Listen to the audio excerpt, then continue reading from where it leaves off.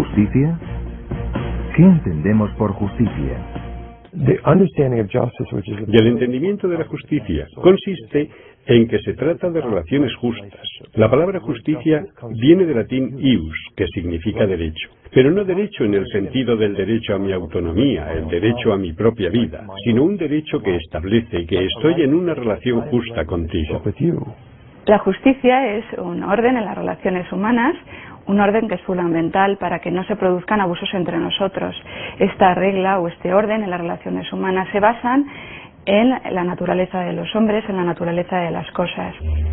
La ley de la selva prevalece allí donde el derecho está ausente. La función del derecho es hacer posible una ordenada y pacífica convivencia social. La Iglesia fía la paz a la justicia y la justicia la fía a la verdad. Pero, ¿qué es el derecho en sí? ¿Es distinto de la justicia?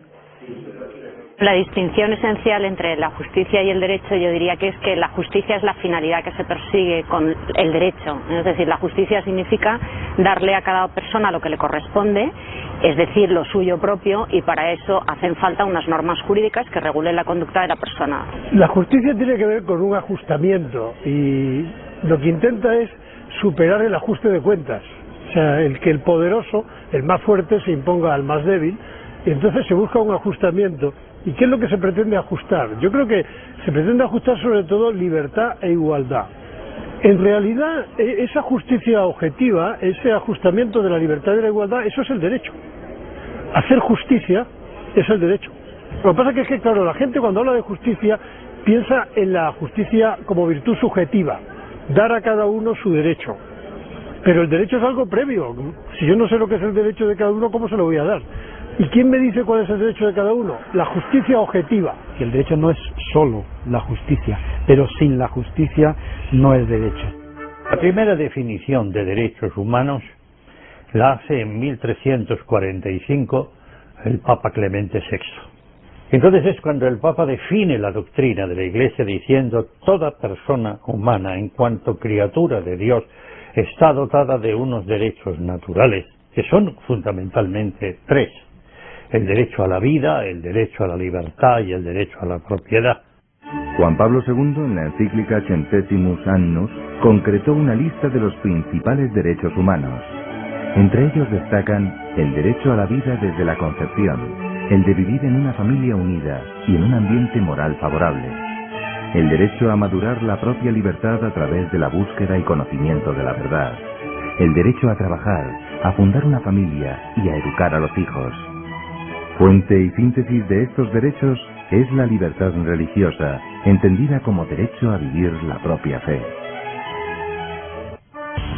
La realidad es que en muchos países del mundo, por razones ideológicas o prácticas, los derechos humanos básicos no son respetados.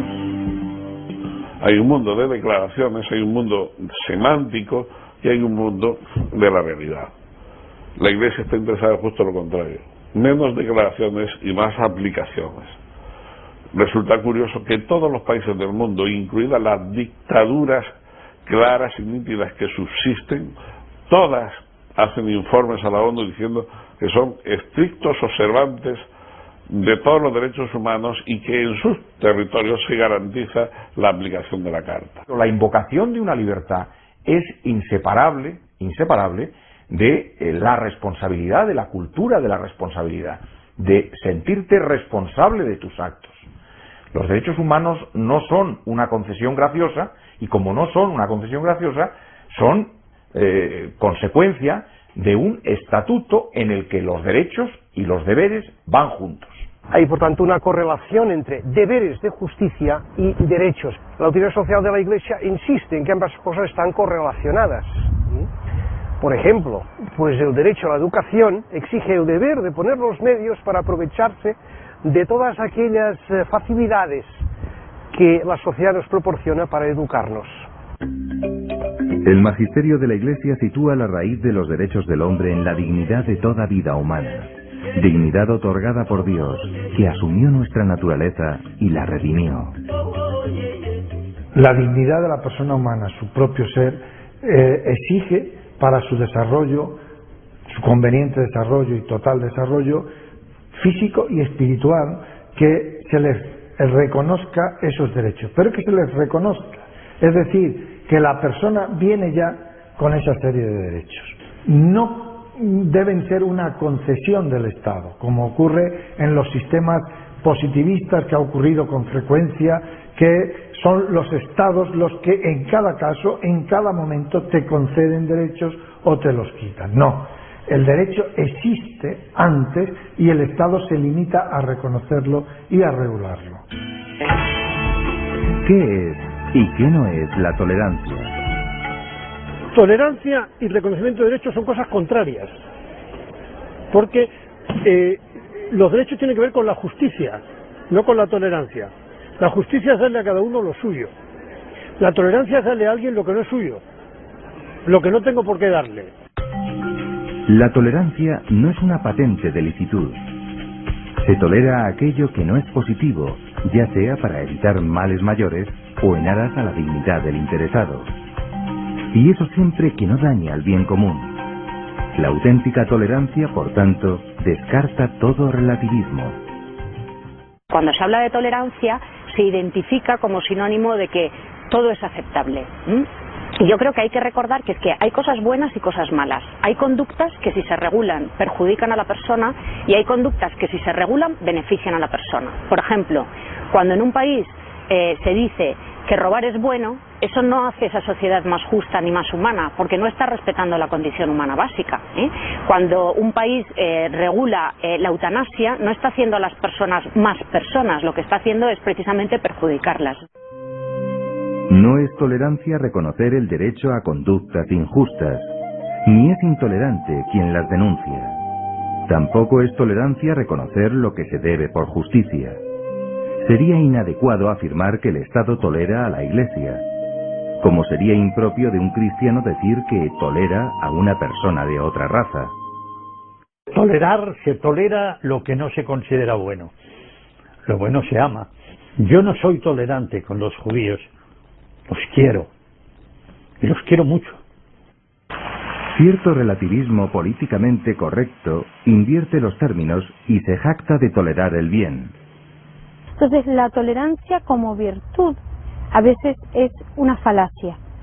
Y muchas veces lo que engaña es un totalitarismo de fondo, que es decir, como no reconozco ningún bien, ninguna verdad, simplemente acepto que convivamos de manera pacífica o consensual, aguantando una ética de mínimos. Pero ojo, que en cuanto tú te decantes por una identidad, por unos criterios, unas convicciones, yo no lo voy a tolerar. Esto es lo que se llama la muerte civil. Ahí suelen ser las mayorías, el consenso mayoritario o las ideologías quienes nos dicen que se puede decir y por lo tanto que es aquello que en la vida política es lo correcto, ¿no?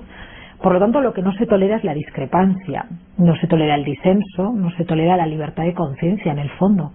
Yo creo que ese es uno de los mayores riesgos o peligros de la sociedad en la que domina lo políticamente correcto.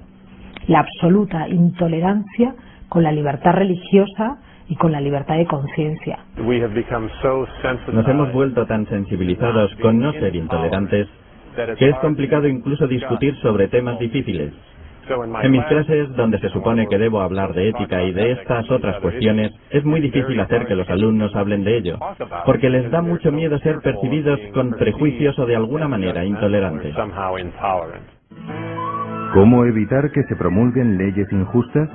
Utilizando los medios lícitos, interviniendo en el debate cultural previo, contribuyendo a crear una opinión pública respetuosa del bien común, utilizando la libertad de expresión, de asociación y de manifestación, proponiendo alternativas.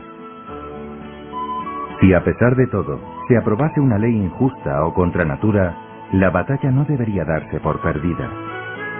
Cabe recurrirla. En cualquier caso, habría que evitar la consolidación de la norma, alentando el debate social y jurídico posterior. El jurista tiene una responsabilidad especial.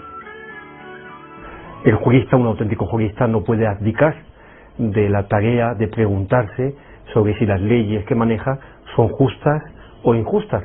Tiene que mantener esa tensión crítica hacia el derecho positivo. El ciudadano, por su parte, está moralmente obligado a desobedecer, en lo posible, la norma injusta. Esta seguiría siendo formalmente derecho, eso sí, pero un pésimo derecho, pues no serviría al bien común. Santo Tomás consideraba la ley injusta como una corrupción de la ley. No solo sería inmoral, sino jurídicamente deficiente y entrañaría altos costos sociales. Si una ley es injusta y nos obligan a cumplirla, pues hay que ofrecer resistencia, por la sencilla razón de que no se puede exigir a nadie hacer cosas injustas. Sin embargo, si la ley es justa, hay que cumplirla como si fuera un deber moral, porque es una concreción ética, y siempre pues la Iglesia ha enseñado que las leyes justas obligan en conciencia. Negarse a cooperar al mal es un derecho y una obligación moral. Una vía para ello es la objeción de conciencia. Consiste en solicitar un trato excepcional para no cumplir con la norma injusta.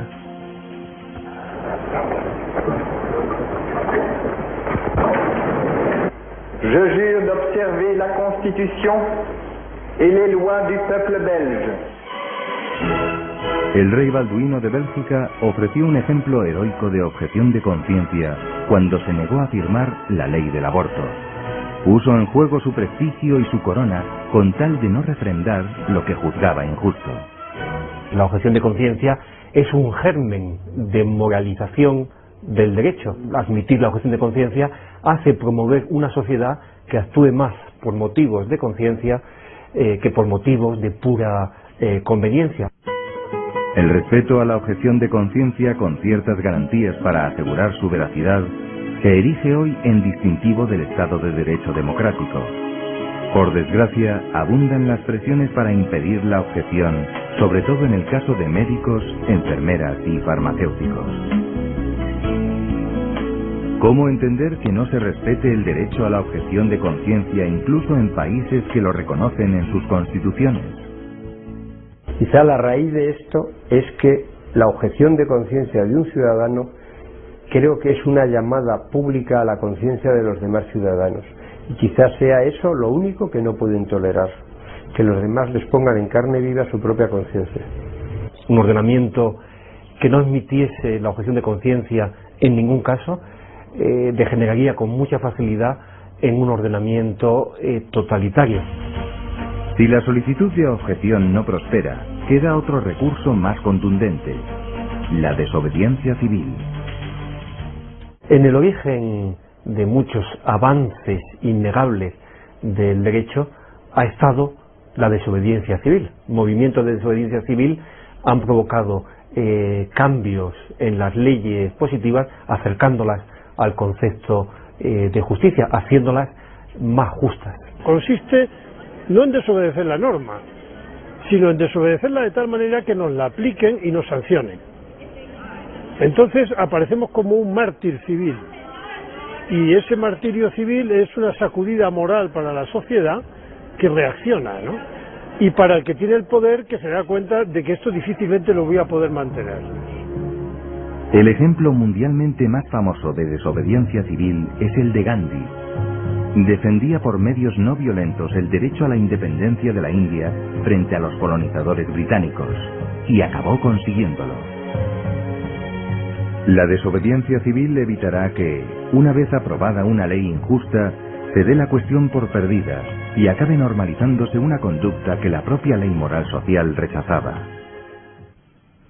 El derecho no lo pone de forma definitiva el legislador, sino que se positiva día a día, a través de la interpretación de quienes lo aplican y de las conductas sociales que le confieren o le niegan efectiva vigencia. Más allá de la desobediencia civil, se sitúa el llamado derecho de resistencia, que implicaba el recurso a la violencia contra quien ejercía tiránicamente el poder. La Iglesia lo considera un remedio extremo. Sería justificable solo para poner fin a una tiranía evidente y prolongada que atentase gravemente a los derechos fundamentales de la persona y dañase peligrosamente al bien común del país.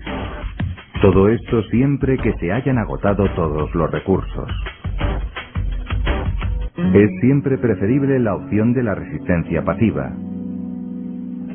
El positivismo se apoya en un trasnochado determinismo. Si el hombre no fuera libre y estuviera determinado por sus circunstancias, ¿cómo podría ser responsable de sus actos? En último término, es el libre albedrío concedido por Dios lo que determina el actuar humano. La libertad del hombre y su existencia está en su propia conciencia y es el fundamento prácticamente de todo el derecho penal y de todo el derecho en general. Si no hay libertad, no hay responsabilidad, los conceptos de mérito y castigo, de justo, de injusto, de bueno y malo, de ordenado y desordenado, tienden a desaparecer. Si no hay libertad, no hay justicia. Esa gran aportación del cristianismo está todavía por reconocerse. El hombre es responsable de sus actos porque Dios lo ha creado libre para amar. De ahí su dignidad. Y si esta concepción impregna las leyes y las instituciones jurídicas de todos los países, el ansiado ideal de justicia será cada vez más asequible